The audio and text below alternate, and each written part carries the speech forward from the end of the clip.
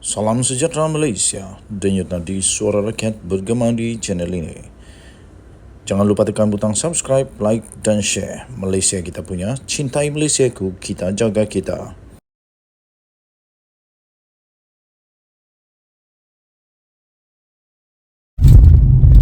Salam sejahtera Malaysia, denyut nadi suara rakyat bergema di channel ini. Razi Jidin memang dalam masalah yang cukup besar. Masalah yang luar biasa besarnya. Belum pernah terjadi di Malaysia. Belum pernah ada menteri pendidikan, menteri kanan. Belum pernah ada menteri kanan yang pernah berlaku seperti Razi Jidin nikmati sekarang ini. Harapkan pegar makan padi. Nasib baik bukan Razi Jidin yang buat. Cuma sekarang ini dia baru terkait kerana itu berlaku di dalam kementerian yang dia jaga. Yang hairannya, kalau dia tak tahu, habis siapa yang luluskan 80 juta ringgit Malaysia. Adakah itu projek boleh diluluskan oleh hanya pegawai sahaja? Adakah projek itu boleh diluluskan dengan hanya pegawai kanan saja atau pengarah saja? Bolehkah mereka meluluskan? Ataupun kalau 80 juta mestilah ada kelulusan daripada menteri penuh tersebut. Seterusnya, kalaupun bukan dia yang luluskan, kenapa Razi Jidin tak layakkah untuk tahu bahawa ada satu projek bernilai 80 juta ringgit untuk percetakan JKAF? Kenapa Razi Jidin tak layakkah untuk tahu? Ini semualah yang perlu dijawab oleh Razi Jidin. Soalan saya lagi, yang paling mudah lagi saya nak tanya, buku JKAF itu sudah habis cetak kah? Di mana sudah buku JKAF itu?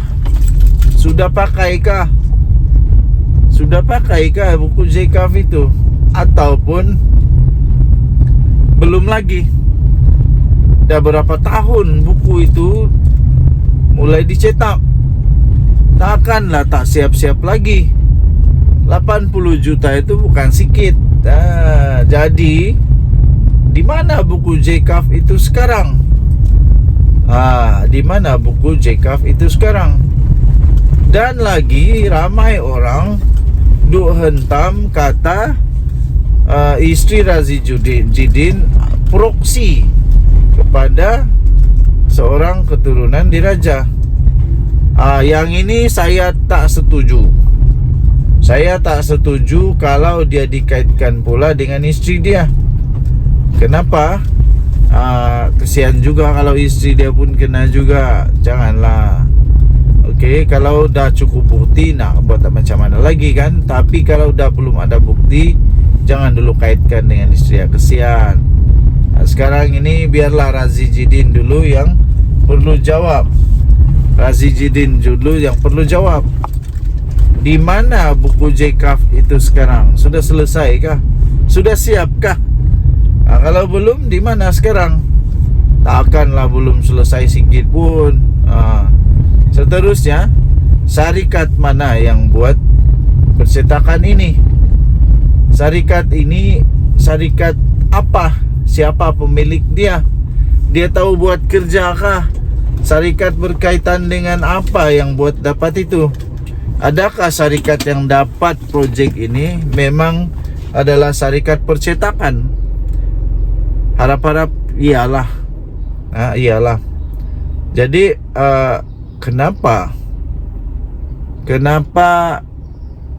Razi Jidin tiba-tiba timbul dikaitkan dengan perkara ini?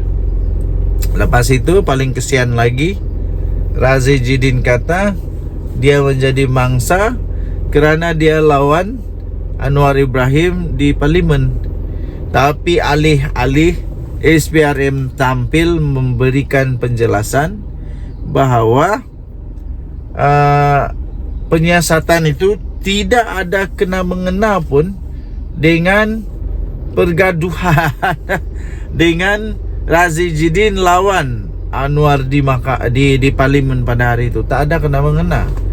Kerana menurut Azam Baki, sebenarnya siasatan itu sudah pun dibuat sebulan lebih awal lagi daripada tarik mereka gaduh-gaduh di parlimen.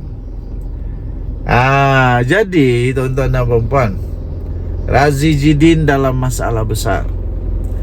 Razijidin dalam masalah besar.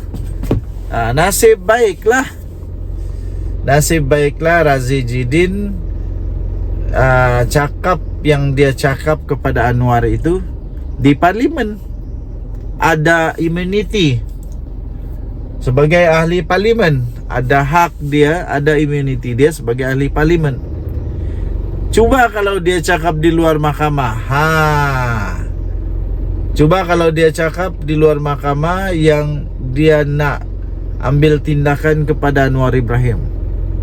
Saya fikir Datuk Seri Anwar Ibrahim akan rasa gembira dan ucap terima kasih kerana kamu bawa saya ke mahkamah untuk buktikan ada perkara yang mungkin terkait dengan kamu. Okay, so memang SPRM sedang siasat, dan kalau perlu dan kalau ada bukti kukuh, kalau ada yang dapat dibuktikan bahawa adanya unsur-unsur rasuah, penyalahgunaan kuasa, penyelewengan yang melibatkan Razijidin, saya fikir Razijidin pun boleh akan melalui detik sukar nanti akan pula merasai pengalaman seperti Muhyiddin Yassin yang didakwa di mahkamah. Adakah kita akan melihat satu lagi episod drama bos bersatu diheret lagi ke mahkamah? Lepas ini siapa lagi? Persoalan dia ialah siapa lagi? Siapa lagi? Ada lagi kah? Harap-harap saya doakan tiada lagi lah. Saya doakan tiada lagi, harap-harap tiada lagi. Tapi Datuk Seri Anwar Ibrahim tidak boleh berhenti daripada buat kerja. Datuk Seri Anwar Ibrahim kena teruskan kerja dia sebagai Perdana Menteri yang membawa reformasi. Suka atau tidak, ahli politik yang rasuah kena terimalah kenyataan. Datuk Seri Anwar Ibrahim bukan seperti Perdana Menteri yang lain. Dejan Nadi, Suara Rakyat, bergema di channel ini. Bye-bye.